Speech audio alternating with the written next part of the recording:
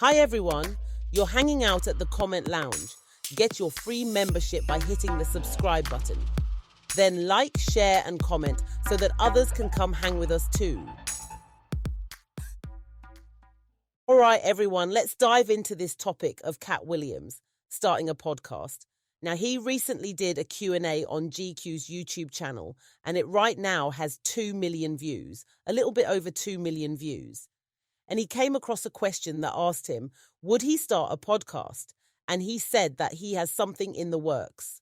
Now, when Katt Williams said this, I was like, don't do it. Don't do it.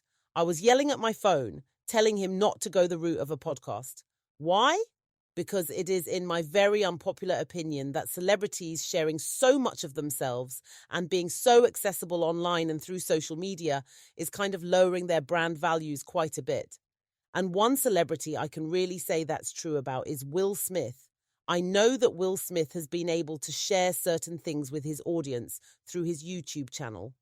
But after the incident at the Oscars, after the situation with Red Table Talk, which was hosted by his wife Jada at the time, I feel like it really was lowering their value as a family.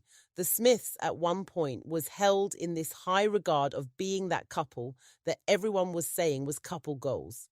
And once you learn more about them, once they shared more about their relationship, once they brought so much of their family drama to the red table, it lowered the value of that family.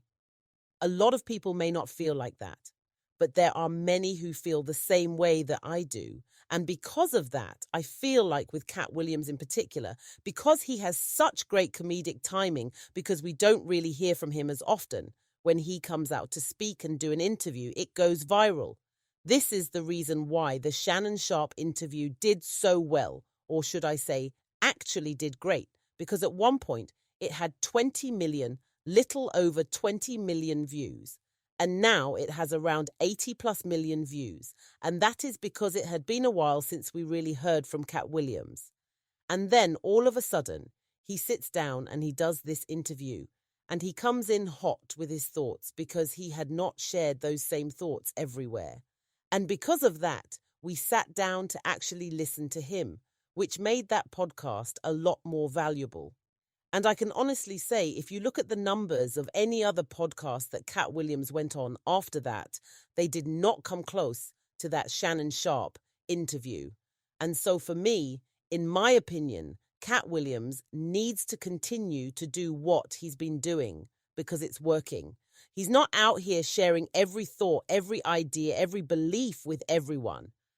And instead, he takes his time and shares what he feels he wants to in spaces. You know what I mean? And so in 2025, if there's another follow-up interview that he wants to do, so be it, go for it.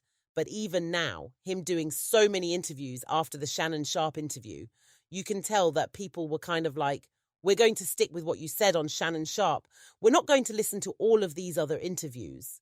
We're not going to give all of these other creators more views. And then just that attitude of constantly chiming in on a subject from one content creator to another, it's almost like you can't have anything on your own because everyone's trying to ride that wave of views, likes, and engagement to build their channels or to earn revenue.